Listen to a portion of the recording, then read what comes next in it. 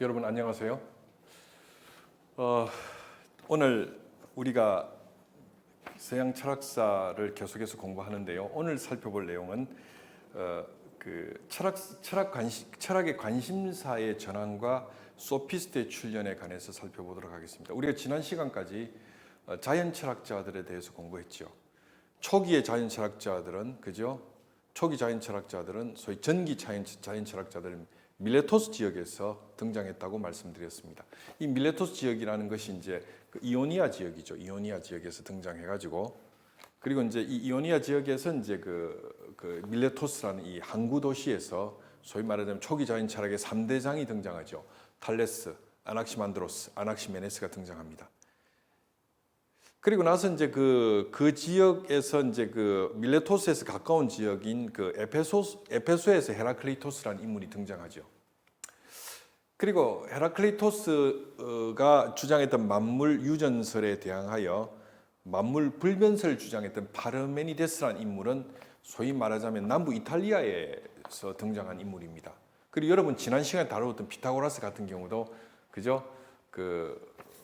사실은 남부 이탈리아 지역으로 이주를 간 거죠. 이오니아 지역에 있는 그 사모스 섬 출신으로 있다가 이주를 간 겁니다. 남부 이탈리아로 가서 거기서 이제 활약을 하고 그랬던 거죠. 그래서 이제 사실은 그 당시 이제 자연 철학의 전기 철학자들이나 후기 철학자들이나 모두 사실은 주로 이제 밀레토스 지역, 즉 이오니아 지역 아니면 남부 이탈리아를 중심으로 해서 활동했던 인물들이죠. 그래서 그 당시에 서양 철학의 중심지는 이오니아 지방, 즉 밀레토스를 포함한 이오니아 지방과 남부 이탈리아라는 곳이 바로 그 당시 이제 그 서양 철학의 본거지였다고 할 수 있습니다. 그러다가 이 서양 철학의 무대가 이오니아와 남부 이탈리아에서 아테네로 바뀌는 사태가 발생하게 되는 거지요. 사실은 지금부터 살펴볼 그 소피스트와 소크라테스 그리고 플라톤과 아리스토텔레스의 철학이 펼쳐진 무대는 바로 그리스의 도시 국가인 아테네였던 것입니다. 그래서 우리가 이 자연 철학 이후에 인간을 철학의 대상으로 삼는 새로운 철학의 무대가 된 아테네에 대해서 우리가 주목해서 살펴볼 필요가 있는데요. 사실 그 자연 철학자들의 철학적 관심은 아르케였어요. 아르케. 만물의 그 근원이 무엇이냐, 만물의 그 기원이 무엇이냐에 대해서 관심이 있었습니다. 그래서 이제 그 밀레토스, 이오니아 지역과 남부 이태리를 중심으로 해서 이제 이 논의가 자연 철학자들, 전기와 후기 자연 철학자들에 의해서 활발하게 논의가 되었던 것인데요.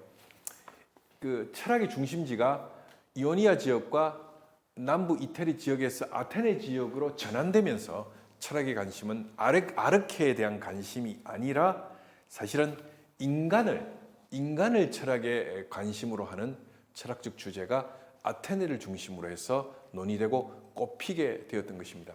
그런데 이 전환이 왜 일어나게 되었는지, 이 철학적 관심사가 아테네를 중심으로 해서 왜 등장하게 되었는지에 대해서 오늘 우리가 좀 살펴보는 것이 오늘 강의의 하나의 어떤 중요한 주제라고 할 수 있겠습니다. 아테네 시대가 어떻게 개막되었느냐, 철학에서 아테네 시대가 어떻게 개막되었느냐, 이 부분에 대해서 좀 말씀드리면요. 아테네 시대의 개막은 사실은 페르시아 전쟁과 직접적으로 관련이 있습니다. 기원전 494년에 이오니아 지방의 밀레토스가 페르시아의 황제 다레이오스에 의해서 함락이 됩니다. 다레이오스가 이제 페르시아에서 밀레토스를 침공하게 되는 거죠. 그 사실은 이제 지도를 그리면 이게 이제 소위 이 장화 모양 이탈리아가 이렇게 있으면요, 이것이 이제 그리스 반도면 이렇게 해서 이렇게 올라가서 이렇게 하면 여기에 이제 밀레토스가 있죠. 이게 밀레토스고, 밀레토스고 여기가 에페소 정도 될 겁니다. 에페소스 정도 될 텐데 여기를 이오니아 지역이라고 하죠. 이오니아라고 하죠. 이오니아 지역인데 이제 그 페르시아 세력이 동방에서 이제 이쪽 위쪽으로 서진해 오면서 이쪽이 이제 이오니아 지역이 이 페르시아의 그 영역으로 떨어지게 되는 거죠. 그래서 그 당시 이제 다리우스라는 그 페르시아의 황제가 그 이오니아 지역을 그죠 침공해서 이곳을 자신의 뭡니까 그 식민지로 삼아버리죠. 그 페르시아에서 함락이 되게 됩니다. 이 이오니아 지역이. 그래서 밀레토스를 함락시킨 다리우스 황제는 여세를 몰아서 아테네 정벌에 나서게 되는 거죠. 그래서 아테네와 페르시아 제국 사이에 소위 페르시아 전쟁이라는 것이 발발하게 되는 것이죠. 마라톤 평원에서 아테네가 페르시아의 대군을 맞아 전투를 벌이게 되는데 이 전투를 우리가 말하는 소위 마라톤 전투라고 하는 것입니다. 이 전투에서 아테네가 승리했는데 아테네 용사 페이디피데스가 백리길을 뛰어와서 이 성전보를 전하게 된 것이 바로 오늘날의 마라톤의 기원이 됐던 것이죠. 이 심장이 터지도록 뛰어가지고 이 성전보를 그 아테네에게 전해주게 되는 거죠. 그래서 이제 이 마라톤의 기원이 되었죠. 그래서 페르시아 전쟁은 그 이후에 여러 차례의 전투로 오랫동안 계속되다가 결국 기원전 480년 살라미스 해전으로 종식되게 되는 것입니다. 사실 페르시아 전쟁에서 나라를 구한 이들은 말 많은 정치 지도자들이나 귀족들이 아니라 군대에 자원하여 전쟁에 참전했던 시민들입니다. 평민들이죠. 시민들이 전쟁에 참여한 거거든요. 그 당시 이제 왜냐하면 여러분 임진왜란 때도 보십시오. 당쟁을 하는 조정 대신들이 맨날 사색 당쟁을 하면서 별로 나라가 전란에 쌓였을 때 별로 도움이 안 되잖아요. 그 당시 의병들이 나가가지고 그죠? 그 나라를 구하는데 그죠? 중요한 정기를 마련하지 않습니까? 또 이순신이라는 변방의 지휘관이 그죠?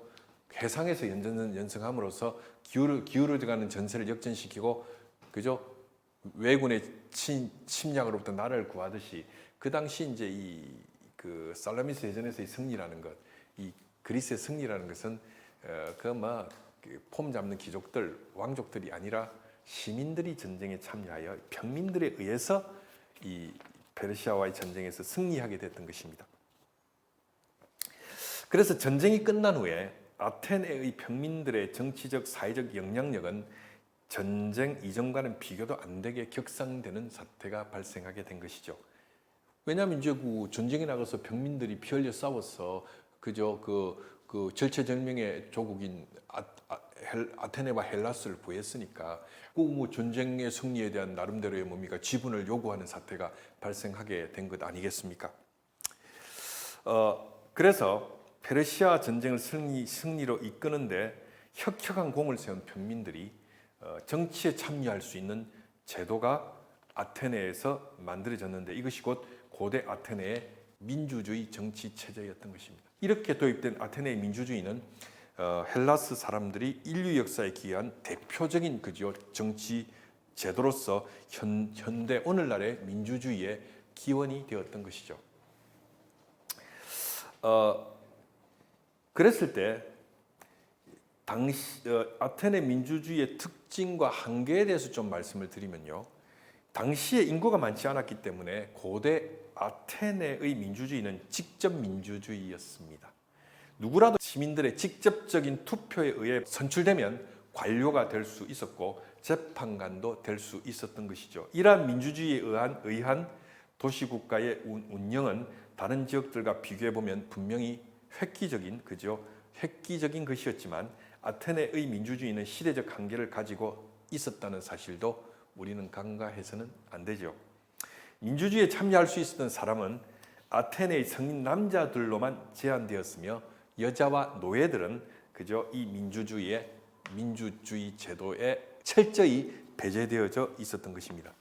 그럼에도 불구하고 아테네의 민주주의는 당시 고대 사회에서 기존의 시민들의 사고방식에 크나큰 변화를 가져온 획기적인 정치 제도였던 것은 틀림없는 사실이죠. 이러한 아테네의 민주주의 체제 하에서 등장했던 철학이 다름 아닌 소피스트들의 철학이고 그리고 이 소피스트들과 대항하여 또한 자신의 어떤 철학적 입장을 강력하게 개진했던 위대한 철학적 천재가 이 시절에 등장하게 되는데 그가 바로 소크라테스였던 것이죠. 그래서 아테네의 민주주의 체제 하에서 바로 소피스트들과 소크라테스라는 그죠 걸출한 또 하나의 희대의 철학자가 소피스트에 대항하여 등장하게 되는 것입니다. 그랬을 때 이 소피스트들의 철학에 대해서 우리가 좀 알아볼 필요가 있는 거죠. 이 소피스트라는 말의 의미부터 좀 살펴볼 텐데, 소피스트라는 말은 고대 그리스의 소포스라는 말로부터 온 겁니다. 소포스란 말로부터 소포스란 말로부터 왔죠. 소포스란 말로부터 왔죠. 이 소포스란 말은 지혜론자라는 뜻입니다. 지혜론자, 소포스란 말로부터 이 소피스트라는 말이 유래한 것인데요. 이 소피스트에 대한 평가는 사람들마다 그저 그 평가가 극단적으로 엇갈려 왔습니다.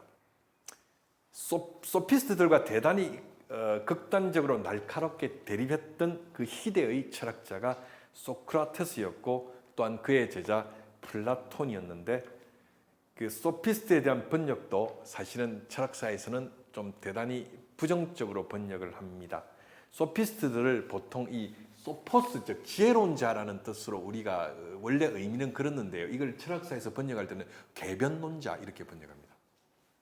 소피스트를 궤변론자라고 번역한 게 아마 한자 번역은 일본 사람들의 번역인 것 같아요. 근데 이 궤변할 때 이 괴자가요, 이 괴자예요. 괴자가 이런 괴자거든요. 이게 이제 이래 가지고 이 속일 괴자거든요. 속일 괴자. 예, 그죠? 속일 괴자입니다. 이 속일 괴자를 이렇게 쓰거든요. 이 속일 괴자를 쓰는데, 그래서 궤변이란 말은 진실이 아닌 것을 교묘하게 둘러대어 진실인 것처럼 사람을 속이는 말을 우리말에서 궤변이라고 하죠. 궤변. 그래서 소피스트를 궤변론자라고 번역한 것은 번역자가 소피스트에 대하여 부정적인 이미지를 가지고 있었다고 볼 수 있죠. 그래서 소피스트, 이 소포스 지혜론자를 궤변론자라고 번역했던 것입니다. 그러나 소피스트들에게는 부정적인 측면만 있었던 것은 아니고요, 긍정적인 측면도 분명히 있었습니다. 그 당시 이제 그 페르시아 전쟁이 끝나고 그죠, 페르시아 전쟁에서 승리하는데 그 혁혁한 공헌을 세웠던 아테네의 시민들에 의해서 그죠, 권력의 분점이라는 주장이 그죠 강력하게 일고, 그래서 귀족들과 왕족들과 시민들이 함께 그죠 참여하는 민주주의 정치 제도를 아테네에서 확립한 이후에 이 소피스트들이 그 아테네 민주 정국에서 중요한 어떤 뭡니까 철학 선생이었고 그죠 교사였던 거거든요. 그랬을 때 소피스트들은 아테네 민주주의 확립에 중요한 공헌을 했던 철학자들이라고 할 수 있습니다. 아테네에서 소피스트들이 등장하게 된 데는 민주주의의 형성과 밀접한 관계가 있습니다. 민주주의에서는 논리적이고 설득력 있게 자신의 견해를 피력하고 주장하는 것이 대단히 중요하지 않습니까? 중요한 정책을 결정하는 민회에서도 이 중요한 정책을 그 당시 이제 민회에서 결정했거든요. 이걸 민회를 에클레시아라고 하죠. 에클레시아. 이거는 이제 민회를 에클레시아라고 하는데, 에클레시아죠. 에클레시아라고 하죠. 민회라고 하죠. 민회라고 하는데 이 뒤에 이제 이 민회라는 말이 그죠 신약 성경에 오면 교회를 의미하는 말로 그죠 이 차용되어서 사용되어집니다. 어쨌든 이제 중요한 결정 민회에서 그죠 그 결정을 하게 되는데 여러 사람들이 모여서 자신의 견해를 피력하고 토론하는 아고라죠. 아고라에서도 그죠 그 중요한 그 논의를 할 때 광장이죠. 아고라는 광장에 모여서 사람들이 토론하고 그죠? 그렇게 해서 의사결정을 했던 것입니다. 그리고 유죄와 무죄를 가리는 법정에서도 말하는 기술은 절대적으로 중요한 기술이었던 거죠. 그러다 보니 아테네의 민주주의 체제 하에서는 웅변술, 변론술, 수사학, 논쟁술 등이 이 굉장히 중요한 기술이었던 것이죠. 민주주의라는 것은 논의하고 이야기해서 토론해서 설득하고 가장 설득력 있게 말하는 사람들이 그죠 정치가로 뽑힐 수 있고 출세를 할 수 있는 그런 그 민주주의 시스템 제도 속에서는 이 웅변술, 논쟁술, 그죠? 웅변술, 논쟁술, 그 다음에 변론술, 수사학 이런 것들이 대단히 중요한 기술이 될 수밖에 없었던 것입니다. 그래서 아테네 시민들이 출세하려면 이런데 그죠? 능수능란한 역량을 갖고 있어야만 했던 것이지요. 그죠? 논쟁술이라는 게 논쟁에서 이기는 기술 아닙니까? 논쟁술. 웅변술이라는 건 뭡니까? 아고라에서 자기 주장을 할 때 그죠? 강력하게 설득력 있게 자기 주장을 해가지고 사람들에게 뭡니까? 대중들에게 지지를 받는 기술이 웅변술 아니겠습니까? 그리고 수사학이라는 게 뭡니까? 뭐 논변하고 글 쓸 때 그죠? 그 아주 뛰어난 글빨로 글을 써야 설득력이 있게 자기 주장이 되는 것이니까. 변론술이라는 것은 이제 뭐 그 당시 재판을 하면은 아고라에서 재판이 벌어지면 그 당시 자기 변론을 자기가 했거든요. 그럼 자기를 기소하는 사람들을 상대로 자기 변론을 해서 내가 무죄라는 것을 주장하고 하려면 뛰어난 변론술이 있어야 되지 않겠습니까? 이런 것들을 이제 가르쳐주는 교사, 선생이 바로 소피스트들이었기 때문에 뭐 물론 소피스트들을 개변론자라고 번역을 하기도 합니다만은 그 당시 이제 민주주의에 대한 중요한 소양과 기술을 가르치는 교사 내지는 선생들이라고도 그죠 우리가 번역할 수 있는 거죠. 그랬을 때 이제 우리가 좀 알아볼 것은 그 우리가 자연 철학 시대의 철학적 관심사와 페르시아 전쟁 이후에 이 철학의 중심이 이렇게 그리스 헬라스의 아테네로 넘어오면서 철학적 관심사가 변하게 되는데 그죠 자연 철학자들은 철학적 관심사가 자연에 대한 탐구였다면 아테네의 철학은 아테네로 대변되는 고전 그리스 철학은 바로 인간이라는 존재가 철학의 관심이었던 것이죠. 그래서 철학적 관심사가 페르시아 전쟁을 기점으로 해서 그 자연에서 인간으로 변하는 사태가 발생했다는 것입니다. 그래서 페르시아 전쟁 이전의 철학의 중심 주제는 자연이었다. 피시스였대요. 피시스. 이 피시스였던 거죠. 피시스. 피시스죠. 자연이었던 거죠. 피시스. 자연이 철학의 관심사였던 것입니다. 그래서 자연의 탐구를 이제 제1되는 철학의 관심으로 여겼던 것인데 그 좀 더 정확하게 말하면 이제 아르케가 뭐냐는 거죠. 자연의 근원이 뭐냐. 그죠? 삼남 안상의 근원과 원리가 뭐냐. 이것이 관심이었고 이 아르케를 규명하는 것이 원래의 어떤 초기 자연 철학의 관심이었습니다. 그래서 그 탈레스로부터 시작해서 데모크리토스에 이르는 전기와 후기의 자연 철학자들은 만물 곧 자연의 아르케가 무엇인지를 탐구하고자 했던 것이죠. 그러나 이 페르시아 전쟁 이후에 아테네의 민주주의 확립은 철학의 관심사를 그저 자연적 피시스로부터 이 철학의 관심사를 자연으로부터 노모스로 그죠? 노모스로 그죠? 노모스 자연으로부터 노모스로 즉 사회법규로 그죠? 사회법규로 이거 사회법규 노모스라는 것은 그 법, 율법 그죠? 이런 뜻이거든요. 이 노모스가 이제 법, 율법 이런 뜻이죠. 그 뭐 히브리 말로 토라라 그러고 그 라틴 말로 이걸 렉스라고 렉스죠. 법, 율법. 그 철학에 대한 관심사가 자연으로부터 그죠? 법규, 사회 법규로 그죠? 이동하게 되는 것입니다. 피시스로부터 노모스로 철학적 관심사가 전환되었다는 것은 무엇을 의미하는가 하면 철학의 주제가 자연에 대한 탐구로부터 인간과 인간들이 모여서 이루는 인간 공동체에 대한 탐구로 그죠? 철학적 관심사가 옮아갔다는 것을 의미하는 것이죠. 그래서 이제 그렇죠. 왜냐하면 이제 이 페르시아 전쟁이라는 참상을 겪고 그죠?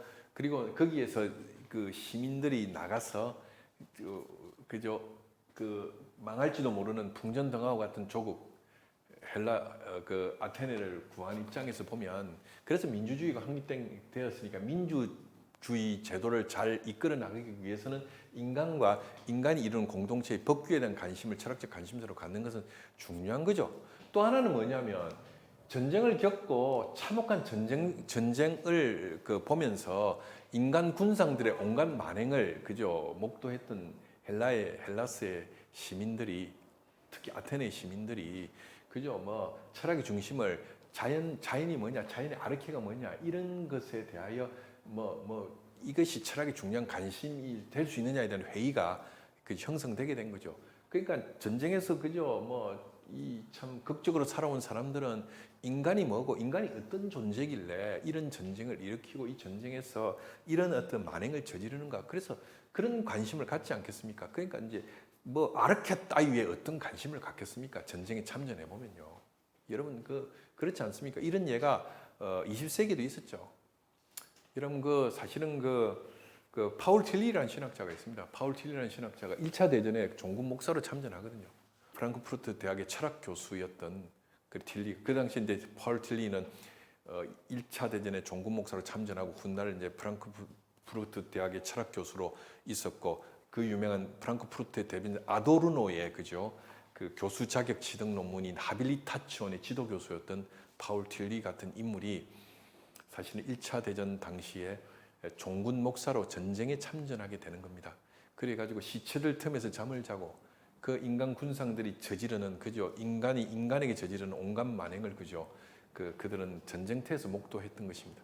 그러면서 파울 틸리는 19세기의 자유주의 신학이라는 이성 중심의 신학, 인간이 이성을 가지고 잘 그것을 사용하고 진리를 규명하면 이 세상에 하나님의 나라를 건설할 수 있다는 그 당시 리첼 학파, 알브레트 리첼과 그의 학파가 주장하는 그런 개신교 자유주의 신학으로부터 깊은 회의와 분노를 전쟁에 참전해서 그들의 전쟁의 처절한 경험을 통해서 리첼 학파의 신학이 잘못되었다는 것을 뼛속 깊이 깨닫게 되는 사태가 발생하지 않습니까?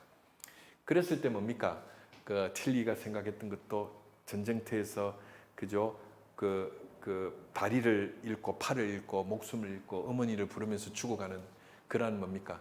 젊은 병사들의 그러한 그 신음과 고통을 바라보면서 틸리가 생각했던 것은 인간이란 무엇인가? 인간은 어떤 존재인가? 인간의 실존이 도대체 어떠한 실존이길래 인간은 이토록 잔혹하고 또한 불행해야만 하는가? 이런 고민을 하면서 그가 그 존재의 신학, 존재의 신학이라는 신학, 실존적 신학, 실존과 존재를 신학의 주제로 삼는 신학자로 거듭나는 사태가 발생하지 않습니까? 마찬가지로 페르시아 전쟁은 철학적 주제를 돌려놓은 거죠. 자연에 대한 탐구로부터 뭡니까? 인간과 사회 법규에 대한 탐구로 인간의 철학적 관심사를 돌려놓았던 것입니다. 그런데 소피스트들 가운데는 아테네 출신이 거의 한 사람도 없었습니다. 재미난 것은요, 대부분 타지 출신, 외국 사람들이죠. 이러한 출신 배경은 그들이 아테네의 전통, 간섭, 종교, 법을 비판적으로 문제를 삼는 출발점이 되었던 것입니다. 그래서 소피스트들은 아테네 출신이 아니었기 때문에 아테네의 전통과 간섭과 종교와 법에 대하여 비교적 자유롭게 비판을 할 수 있었고 아테네에 대해서 책임질 필요가 없었습니다. 그러니까 한마디로 좋게 말하면 걸린 게 없어서 아주 신랄하게 문제점을 지적하고 비판할 수 있었지만 또 나쁘게 말하면 맞으면 맞고 아닌 말고식이었던 것이죠. 그랬을 때 우리가 그 당시 그 아테네에서 활동했던 소피스트들 가운데 대표적인 인물은 프로타고라스라는 인물이 있어요. 프로타고라스. 그다음에 히피아스라는 인물이 있고요. 그다음에 프로디코스, 고르기아스 이런 인물이 있죠. 고르기아스. 이런 인물들이 아테네에서 활동했던 대표적인 소피스트들입니다. 프로타고라스, 히피아스, 프로디코스, 고르기아스 이런 인물들이죠. 그래서 프로타고라스와 관련하여 이런 이야기가 있습니다. 프로타고라스와 관련한 재미있는 이야기가 하나 있는데 여러분 제가 한 이야기를 들려드리도록 하겠습니다. 이런 이야기가 있죠. 어느 날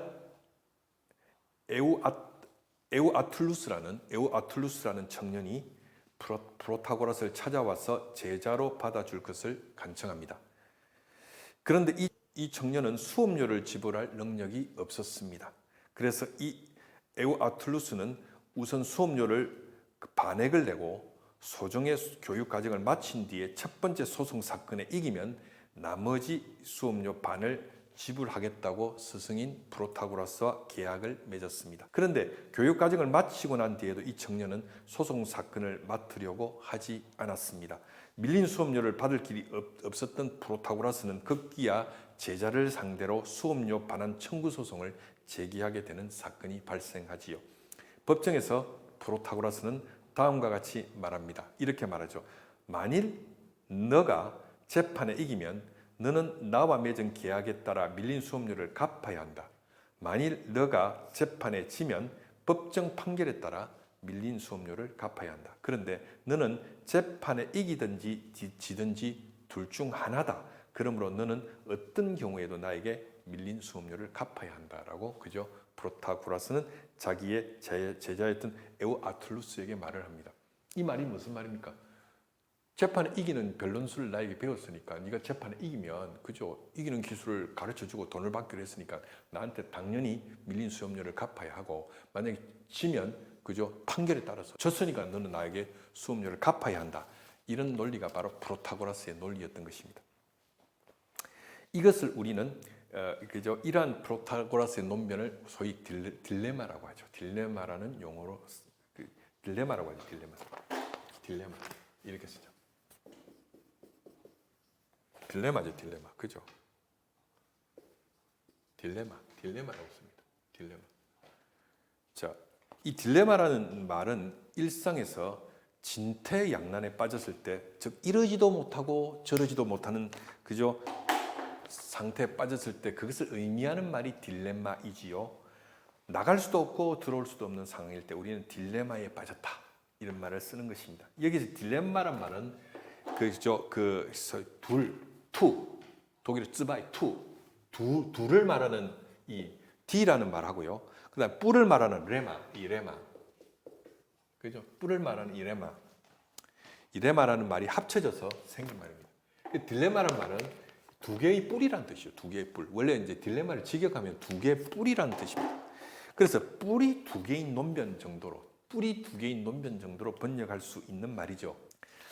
그래서 선택해야 하는 길이 두 개인데, 선택해야 되는 길이 두 개인데 어느 쪽을 선택해도 바람직하지 못한 경우에 딜레마에 빠졌다. 이런 말을 쓰는 거죠. 그죠? 프로타고라스는 당대 최고의 소피스트답게 딜레마라는 고도의 논리적 수법을 동원해서 법정에서 자신의 제자 에우아툴루스를 압박했던 것입니다. 그러나 당시 최고의 소피스트 스승에게 배운 이 제자 또한 만만치가 않았던 것이죠. 그래서 이 에우아툴루스는 딜레마를 깨부수는 법까지도 그의 스승에게 배운 것입니다. 이 딜레마를 깨부수는 방법 중에 딜레마에 대항한 역딜레마를 구성하는 방법을 에우아툴루스는 알고 있었던 거죠. 역딜레마. 이걸 카운터 딜레마라고 하죠. 카운터 딜레마. 이걸 카운터 딜레마라고 해요. 카운터 딜레마죠. 카운터 딜레마. 그죠? 카운터 딜레마라고 하죠. 카운터 딜레마. 역딜레마. 역딜레마, 딜레마를 쳐부수고 깨부수는 역딜레마를 구성하는 방법도 그죠. 그는 스승으로부터 배워서 이미 알고 있었던 것입니다. 그래서 이 에우아툴루스는 자신의 스승에게 다음과 같은 카운터 딜레마를 한 방 날리게 되는 거죠. 그게 뭐냐? 이 이야기입니다. 만일 내가 재판에 이기면 법정 판결에 따라 수업료를 갚을 필요가 없습니다. 만일 내가 재판에 지면 스승과 맺은 계약, 즉 재판에 이기면 갚는다는 계약에 따라서 밀린 수업료를 갚을 필요가 없습니다. 왜? 이기는 방법, 이기게 해주고 돈을 받겠다고 했으니까 제가 재판에 지면 선생님하고 계약이 무효가 되는 거잖아요. 그러니까 제가 갚을 필요가 없죠. 그 재판 이기면 제가 이겼으니까 당연히 안 갚아도 되는 것 아닙니까? 그렇기 때문에 그는 말하기를 나는 재판에 이기든지 지든지 둘 중 하나입니다. 그러므로 나는 어떠한 경우에도 수업료를 갚을 필요가 없습니다라고 카운터 딜레마를 그저 프로타고라스에게 한 방 날린 것이죠. 자, 이런 논법을 사용하다 보니까 이 사람들을 그저 개변론자들이라고도 불렀던 것입니다. 근데 어떤 철학의 역사 속에서 소피스트들이 그저 아테네 민주주의를 형성하고 활성화시키는데 공헌한 건 맞죠. 그러나 이제 문제는 뭐냐면 그게 이제 아테네 출신들도 아니고 외국에서 와서 이제 떠돌이 철학자들이었기 때문에 이런 식의 논리를 가지고 맞은 맞고 아닌 말고 식의 논리를 퍼뜨렸던 것입니다. 근데 어쨌든 철학사에서 이 사람들의 독특한 위치는 그죠 수업료를 받고 그죠 엄청난 수업료를 받고 철학을 가르쳤던 최초의 선생들이죠. 그 이전에 철학자들은 철학을 가르칠 때 수업료를 받지 않았거든요. 근데 이제 소피스트들은 수업료를 받고 철학을 가르쳤던 최초의 직업 철학자들이라는데 어떤 철학사적인 의의가 있는 것입니다. 그래서 이제 뭐 아테네의 수많은 청년들이 그 당시에는 말을 잘해야 그죠 민주주의 정치 제도에서 성공할 수 있었기 때문에 그죠 그 당시 뭡니까 자식들을 그죠 정치가로 사회적으로 출세시키고 싶었던 뭡니까 우리 자식을 좀 잘 가르쳐 달라고 변론술, 웅변술, 논쟁술, 수사학 이런 것을 잘 가르쳐 달라고 엄청난 수업료를 내고 그죠 프로타고라스 같은 선생에게 가서 수업을 그죠 받았던 것입니다. 그 당시 프로타고라스의 수업료는 엄청났다 그래요. 한 세트 가르쳐주고 받는 수업료가 그죠 큰 배 한 척이었다고 하니까 엄청난 수업료죠. 그죠? 어떤 뭐 소피스트들은 저택을 하나 선물을 받았다고 합니다. 예. 여러분 그 우리 드라마의 스카이 캐슬 생각나십니까? 스카이 캐슬이라는 드라마 있죠. 거기 보면 그죠? 그 뭡니까 어떤 명문 의대를 설계해주고 그죠? 성공하면 뭐 빌딩 한 채를 주겠다 이런 뭐 계약을 하지 않습니까? 그런 식의 그죠? 수업료가 오갔다는 사실이죠. 근데 어쨌든 이들의 문제점은 맞으면 맞고 아닌 말고식의 그죠? 논리를 가지고 무책임하게 떠들고 가르쳤다는 것이고 여기에 대하여 그죠? 아테네 젊은이들 타락시키고 아테네의 시민들의 정신을 썩게 만든다고 그죠? 이 소피스트들의 이런 식의 무책임한 논리와 개변에 대하여 분노를 가졌던 희대의 위대한 철학자가 있었으니 그가 바로 아테네 출신의 철학자고 그죠? 어쩌면 서양 철학의 비조로 꼽히는 우리가 잘 아는 소크라테스였던 것이죠. 그래서 오늘 우리는 그 자연 철학으로부터 그죠? 인간과 그죠 그 사회 법규라는 그죠 철학적 관심의 변화를 초래했던 그 페르시아 전쟁과 그 페르시아 전쟁 이후에 그죠 아테네에서 그죠 그 민주주의 제도가 확립되고 그 민주주의 제도 속에서 등장했던 소피스트들의 철학을 우리가 살펴보았습니다. 예, 저는 오늘 여러분들에게 그래서 오늘 강의는 그 소피스트들 이 어떻게 등장하게 되었고 이 철학적 관심사가 어떻게 그저 자연으로부터 그저 인간과 사회 법규로 변해갔는지에 대해서 여러분과 함께 공부해 보았습니다. 오늘 강의는 여기까지입니다, 여러분. 다음 시간에 계속해서 이제 본격적으로 전개되는 그저 아테네 시대의 그저 고전 헬라스 철학의 시대에 대해서 소크라테스의 철학을 중심으로 그죠 소크라테스와 또한 그 당시 그 아테네 선생이었던 소피스트들 간의 그저 그 흥미진진한 논쟁 이런 것들을 통해서 계속해서 그저 아테네 시대의 철학을 살펴보도록 하겠습니다. 자, 오늘 강의는 여기까지고요. 여러분 강의를 경청해 주셔서 감사합니다. 이 강의를 시청하는 모든 분들이 철학자가 되는 그 시간까지 이 강의는 계속될 것입니다. 그리고 좋아요, 알림, 구독은 저에게 큰 힘이 되겠죠. 여러분 꼭 잊지 마시고요. 예, 좋아요, 알림, 구독 설정 부탁드립니다. 예, 여러분 감사합니다. 저는 다음 시간에 다시 또 재미있는 내용을 가지고 찾아뵙도록 하겠습니다. 자, 고맙습니다.